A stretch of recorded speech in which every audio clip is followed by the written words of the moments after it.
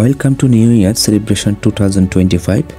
ইতোমধ্যে আমাদের 2024 সাল গত হয়েছে, অলমোস্ট ডিসেম্বর মাস চলছে এবং 2025 সাল আমাদের দরজায় করা নাচ্ছে। এখন 2025 সালকে আমরা স্বাগত জানার জন্য সকলে প্রস্তুত। 2025 সালকে স্বাগত জানানোর আগেই আমাদের কিছু পরিকল্পনা এবং কিছু ডিসিপ্লিন ওয়েতে আমাদের কিছু গোল নির্ধারণ করতে হবে, যেগুলোর মধ্য দিয়ে আমরা 2025 সালকে আমরা স্মরণীয় করে রাখতে পারবো এবং 2025 সালকে আমরা স্বাগত জানানোর মধ্য দিয়ে আমাদের মিশনের জন্য আমরা এগিয়ে যাব। আজকে আমরা নতুন কিছু করার প্রত্যয় নিয়ে এই ভিডিওটা দেখব। যে টপিকগুলো নিয়ে আমরা আলোচনা করব, topic today's discussion motivational persons, অর্থাৎ বিভিন্ন মোটিভেশনাল ব্যক্তি যারা নিজের জীবনের মোড় পাল্টিয়েছেন অতীতে এবং ভবিষ্যতে তারা আমাদের অনুপ্রাণিত করবে অবশ্যই, এবং এছাড়াও তারা পৃথিবীর রূপ পাল্টানোর মধ্য দিয়ে এবং আজকের যে সুন্দর পৃথিবী, এই সুন্দর পৃথিবীর তারা জন্ম দিয়েছেন। এবং আমরা আরও কিছু বিষয় দেখতে পাবো, সেখানে হচ্ছে ডেইলি রুটিন। ডেইলি রুটিনে আমরা দেখতে পাবো যে একজন সফল মানুষ কীভাবে ডেইলি রুটিন মেনটেন করে এবং কোন কোন ওয়েতে তারা রুটিন ফলো করে তারা জীবনে আজকে সফল, সেই ধরনের একটা রুটিন। এছাড়াও আমরা আরেকটা বিষয় দেখতে পাবো যে টাইম ম্যানেজমেন্ট কীভাবে করলে জীবনে সফল হওয়া যায় এবং সময়কে অনেক বেশি কাজে লাগানো যায়। তাহলে আমরা 2025 সালকে স্বাগত জানানোর জন্য যে তিনটে টপিক নিয়ে আজকের এই ভিডিও, সেই তিনটে টপিকের একটা হচ্ছে মোটিভেশনাল পারসনস, অর্থাৎ অনেকজন মোটিভেশনাল ব্যক্তি আমরা যাদের সম্পর্কে জানবো, এবং হচ্ছে ডেইলি রুটিন, যে ডেইলি রুটিন ফলো করে যারা সফল হয়েছেন এবং সফল ব্যক্তির যে ডেইলি রুটিন মেনটেন করে সেই রুটিনটা আমরা দেখব। এছাড়াও হচ্ছে টাইম ম্যানেজমেন্ট, জীবনে অনেক বেশি সময়কে কাজে লাগানোর জন্য এবং যথাযথভাবে সময়কে উপভোগ করার জন্য আমাদের যে টাইম ম্যানেজমেন্ট, সেই টাইম ম্যানেজমেন্ট সম্পর্কে আমরা দেখব। ফার্স্ট অফ অল আমরা ডেইলি রুটিন নিয়ে আলোচনা করব। একজন সফল মানুষের ডেইলি রুটিন কীরকম হতে পারে সেটা সম্পর্কে আমরা একটু দেখব।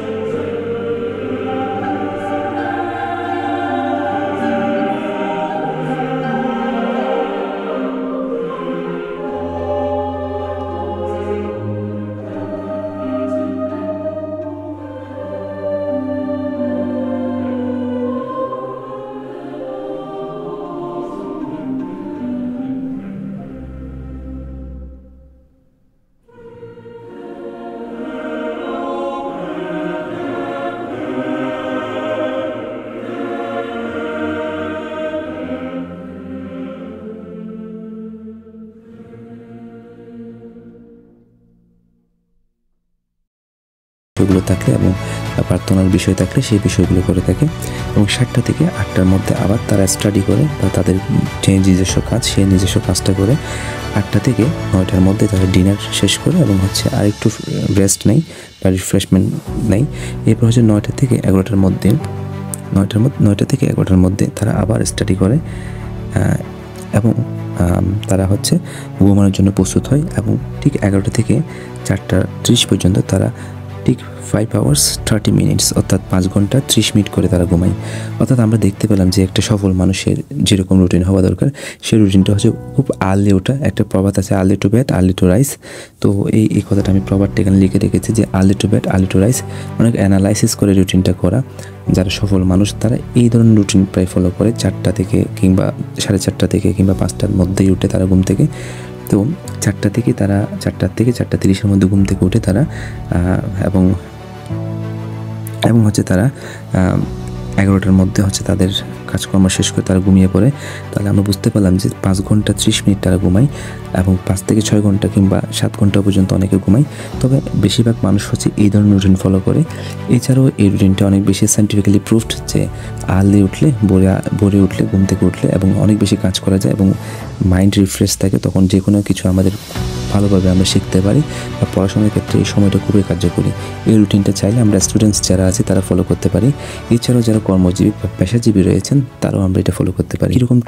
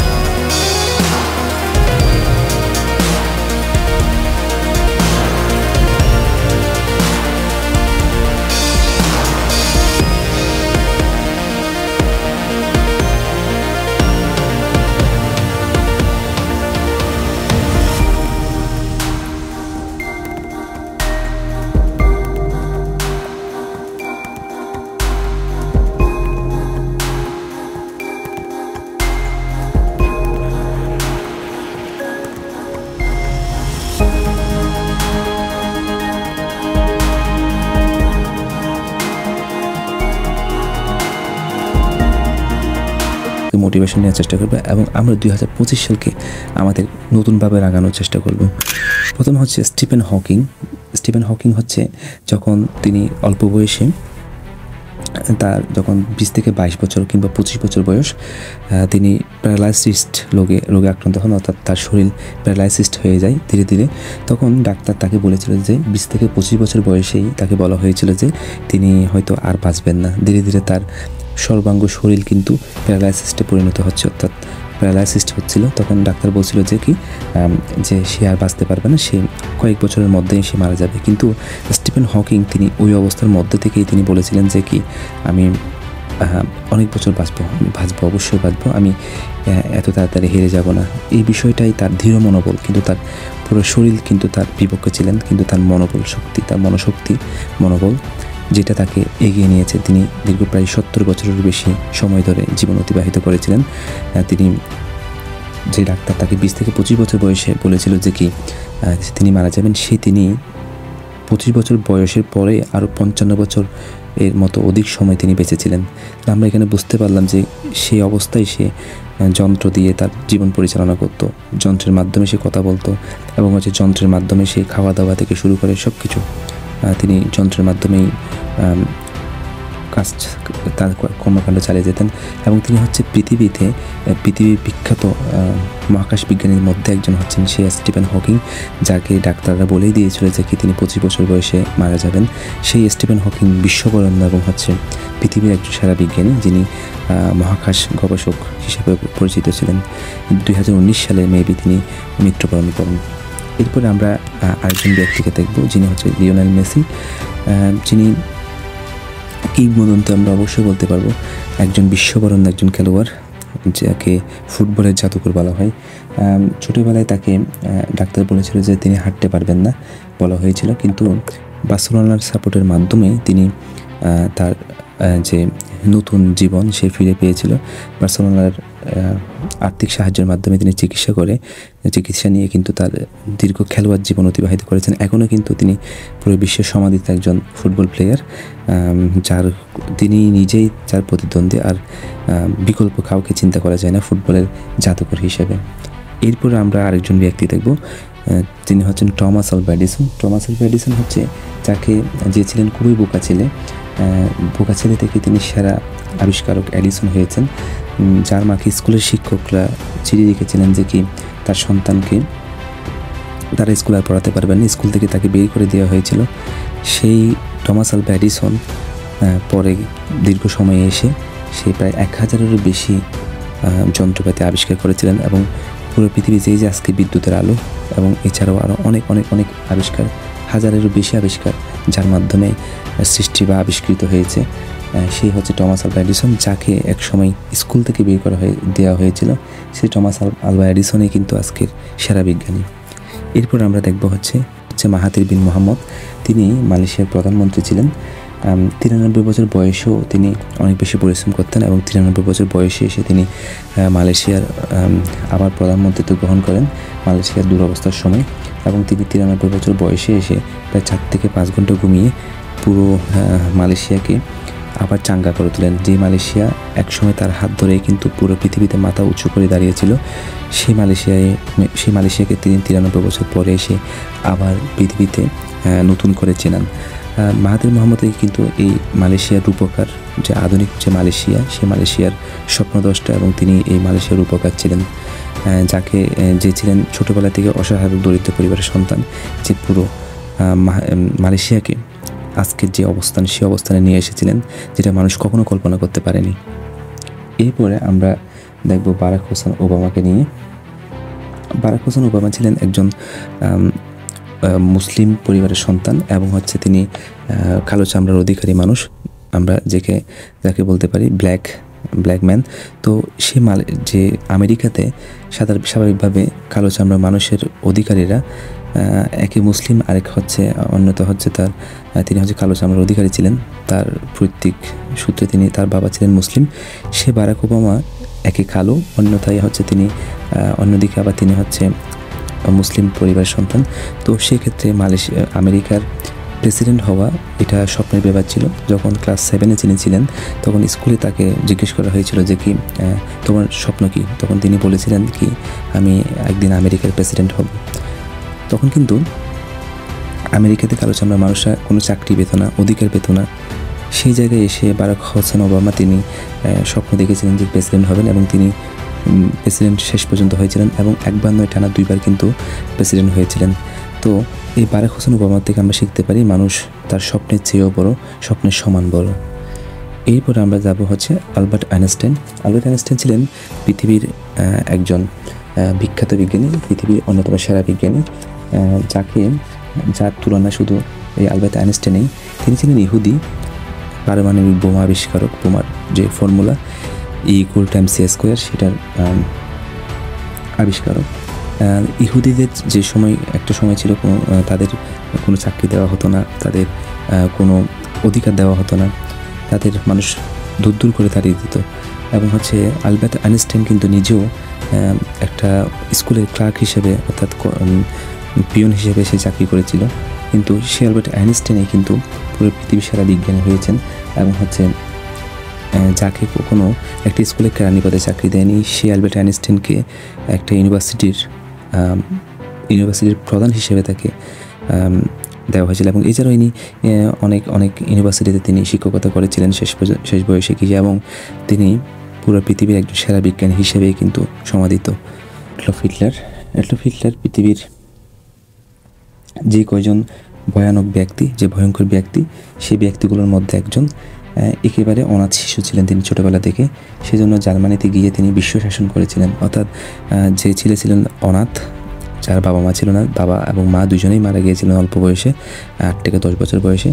সে অ্যাডলফ হিটলার, যার স্বপ্ন ছিল পৃথিবী শাসনের, সে জার্মানিতে গিয়ে সেখানে সেনাবাহিনী পদে চাকরি নেওয়ার পরেই সে একটা সময় গিয়ে পুরো দেশ শাসন তথা জার্মানি শাসন তথা পৃথিবী শাসন করার জন্য প্রায় দ্বিতীয় বিশ্বযুদ্ধ বাদিয়ে দিয়েছিল, এবং দ্বিতীয় বিশ্বযুদ্ধের মধ্য দিয়ে প্রায় তিনি 7 থেকে 8টি দেশে জয়লাভ করেছিলেন, যদিও দুর্ভাগ্যক্রমে শেষে গিয়ে তিনি পরাজিত হয়েছিলেন এবং আত্মহত্যা করেছিলেন।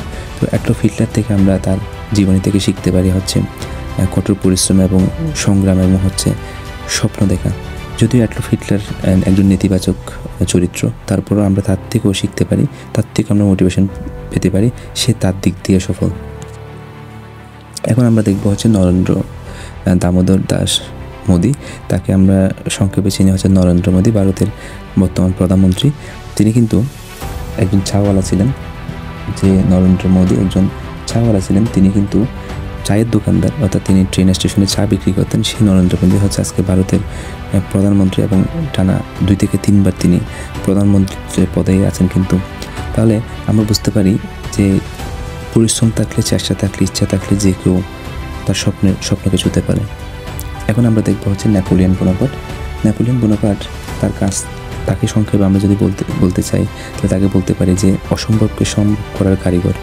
নেপোলিয়নের একটা কথা ছিল যে আমার ডিকশনারিতে কোনো অসম্ভব শব্দটা নাই, ইম্পসিবল শব্দটা আমার ডিকশনারিতে নাই। আসলে এই কথাটা সত্য। নেপোলিয়ন বোনাপার্ট সে যে যুদ্ধে যেত, সেই যুদ্ধে জয়লাভ করত, এবং হচ্ছে তার ডিকশনারিতে কোনো অসম্ভব বলে শব্দ কোনো থাকতো না, সে যাই চাইতো তাই পেত। এবং তিনি তার দিক থেকে অনেক সফল একজন মানুষ, যার থেকে আমরা অনেক বেশি মোটিভেশন নিতে পারি। এখন আমরা কথা বলবো বিল গেটস। তাকে একটা সময় ইউনিভার্সিটি থেকে বাদ দেওয়া হয়েছিল, পরে তিনি এবং যে কিনা ইউনিভার্সিটিতে 3টা সাবজেক্টে ফেল করেছিল এবং যাকে ইউনিভার্সিটি থেকে বাদ দেওয়া হয়েছিল, সে বিল গেটস কিন্তু পরবর্তীতে তার ইউনিভার্সিটির যারা টপার ছিল তাদেরকে কিন্তু চাকরি দিয়েছিল, এবং হচ্ছে টানা 3 বার বিশ্বের সেরা ধনী এবং হচ্ছে নাম্বার 1 ধনী হিসেবে তিনি আত্মপ্রকাশ করেছিল। এরপর আমরা যাকে নিয়ে দেখব, তিনি হচ্ছেন স্টিভ জবস। তিনি তার স্বপ্ন ছিল অনেক বড়, এবং তার স্বপ্নকে নিয়ে অনেকে হাসাহাসি করতো। তিনি যখন ইউনিভার্সিটি থেকে ড্রপ আউট হয়, অত্যন্ত দরিদ্র পরিবারের একজন সন্তান, তার ইচ্ছা ছিল যে তিনি একটু বড় কিছু করবেন, এবং হচ্ছে তিনি স্মার্টফোনের যে অ্যাপল ফোনের যে আবিষ্কারক, অ্যাপল ফোনের তিনি যাত্রা শুরু করেন। একটা পর্যায়ে তিনি ওই প্রতিষ্ঠানের সিইও হিসেবে সম্মানিত হন।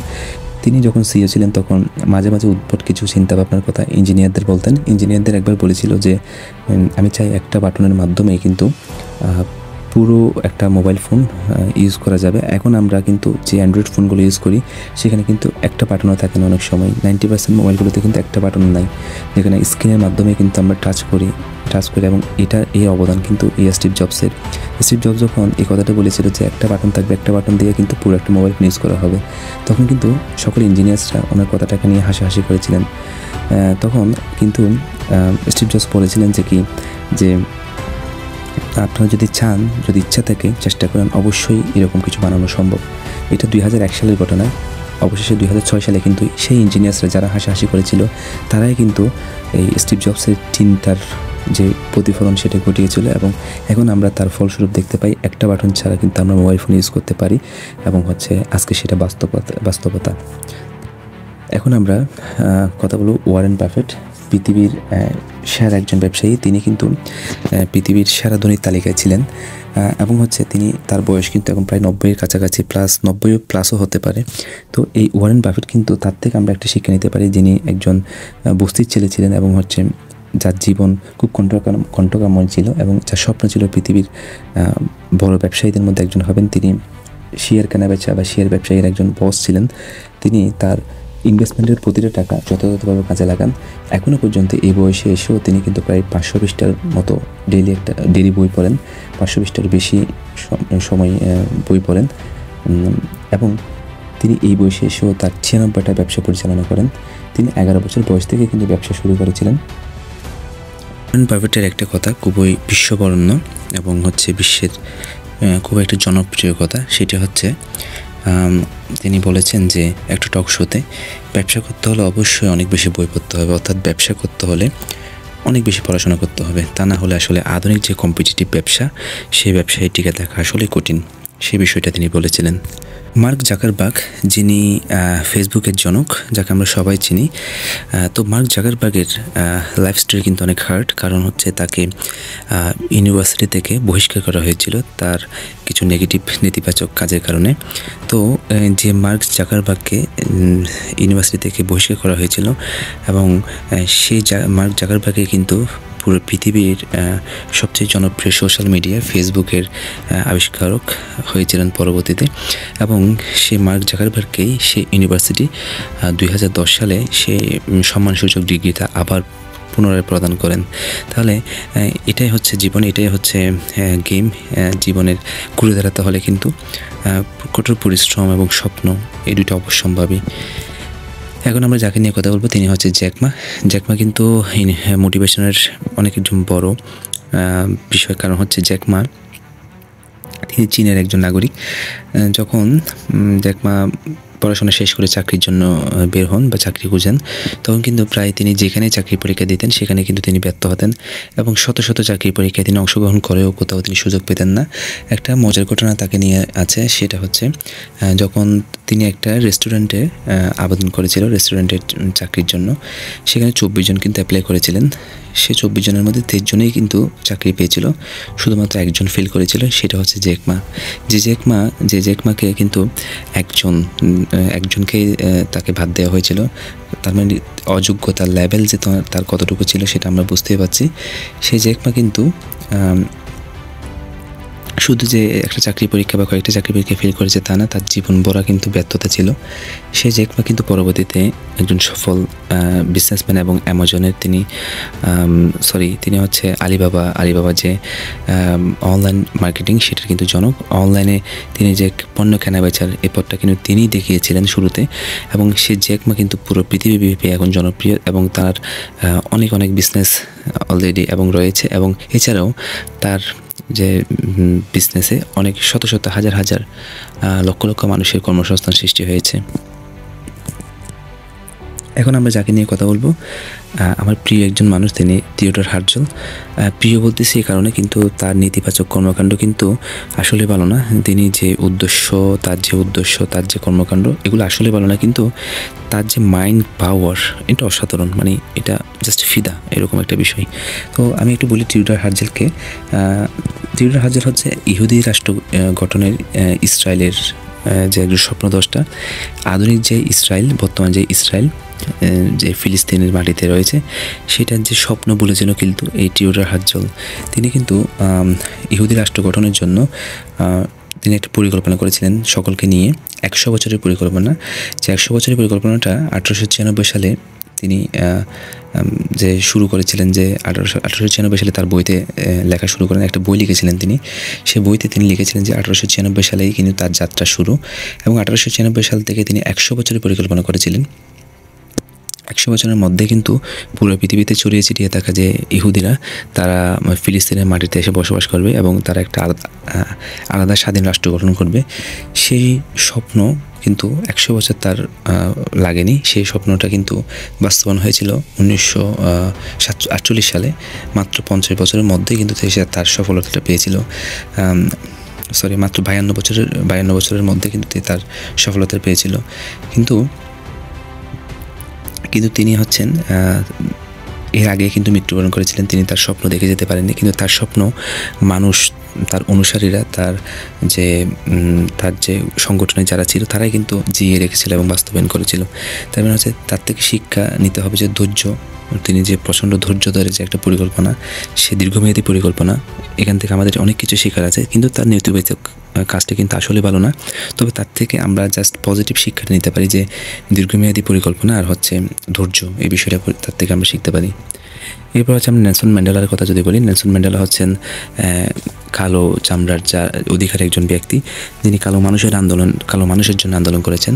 সাউথ আফ্রিকাতে তখন কিন্তু বর্ণ বৈষম্য, যে বর্ণবাদী বিষয়গুলো ছিল, তখন সাউথ আফ্রিকাতে কালো চামড়ার মানুষের অধিকার হরণ করা হতো, তাদেরকে নির্যাতন করা হতো, নিপীড়ন করা হতো। সেই বিষয়ে কিন্তু নেলসন ম্যান্ডেলা প্রতিবাদ করেছিলেন এবং তাকে জেলে যেতে হয়েছিল। প্রায় দীর্ঘ 27 থেকে 28 বছর তিনি জেলে ছিলেন এবং জেলে বসেই তিনি কিন্তু তার জ্ঞান অর্জন করেছিলেন এবং জ্ঞান অর্জন করে কিন্তু সে একটা সময় গিয়ে সাউথ আফ্রিকার প্রেসিডেন্ট হয়েছিলেন এবং তিনি নোবেল পুরস্কারও লাভ করেন।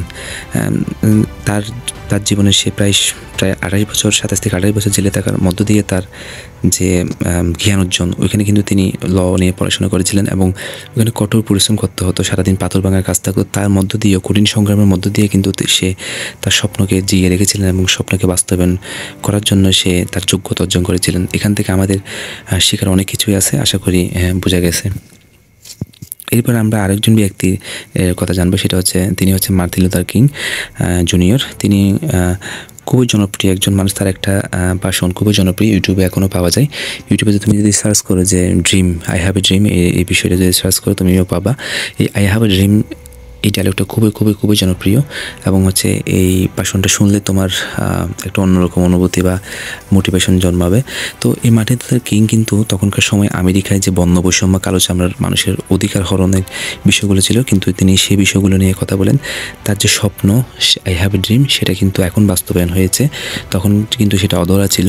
তার যে স্বপ্নের যে সে ভাষণ, গেটিসবার্গ ভাষণ, সেই ভাষণের মধ্য দিয়ে কিন্তু আই হ্যাভ এ ড্রিম তিনি যে স্বপ্ন বুনেছিলেন, কিন্তু পরবর্তীতে তিনি মৃত্যুবরণ করার পরেও কিন্তু সেই স্বপ্ন আজ বাস্তবায়ন হয়েছে।